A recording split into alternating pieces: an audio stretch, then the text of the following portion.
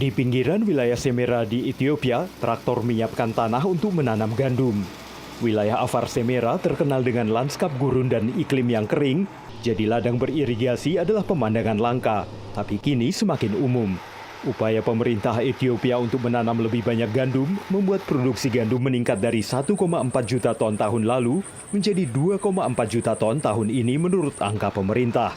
Gito Kasa adalah salah satu pekerja di proyek ini.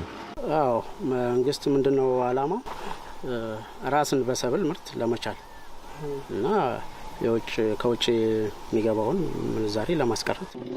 Sementara pekerja lain mengatakan proyek ini berdampak positif baginya. ለውጡ ጥሩ ነው በርግጥ አሁን በፊት በተንደሆው ይከፈለኝ የነበረው 1900 ነበረ በተንደሆው ማለት ነው.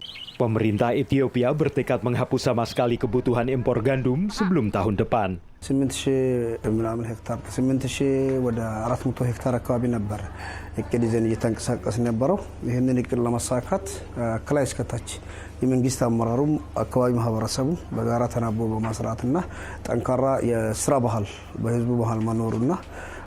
Tapi menurut Departemen Pertanian Amerika, tujuan Ethiopia menghapus kebutuhan impor gandum tahun depan tidak realistis. Ethiopia jelas membutuhkan bantuan makanan yang berkelanjutan menurut sebuah organisasi nirlaba di Semera. Afar region has never been in a worse situation.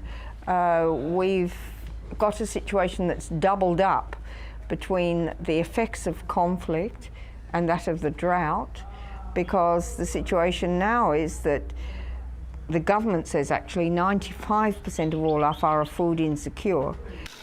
Kekeringan regional yang parah dan perang Ethiopia antara pemerintah pusat dan wilayah Tigray menyebabkan sekitar 20,4 juta warga Ethiopia membutuhkan bantuan pangan menurut Program Pangan Dunia PBB. Selain itu, pihak-pihak yang bertikai telah dituduh menghalangi pangan mencapai populasi yang rentan dan menurut PBB, embargo bahan bakar di Tigray juga memperburuk keadaan. Menurut mereka, program penanaman gandum tidak akan memenuhi kebutuhan Ethiopia. Krisis Ukraina telah mengurangi impor gandum dan menaikkan harga pangan sebesar 66% menurut Program Pangan Dunia.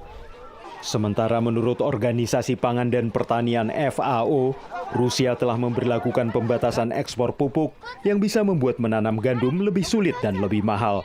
Countries like Ethiopia, obviously, that have been importing wheat and fertilizer get very badly affected. Dan bagi mereka yang sangat membutuhkan bantuan makanan, ini berarti bantuan apapun dalam bentuk gandum ataupun lainnya akan semakin lambat diterima. Dari Arlington, Virginia, saya Helmi Yohanes dan tim VOA.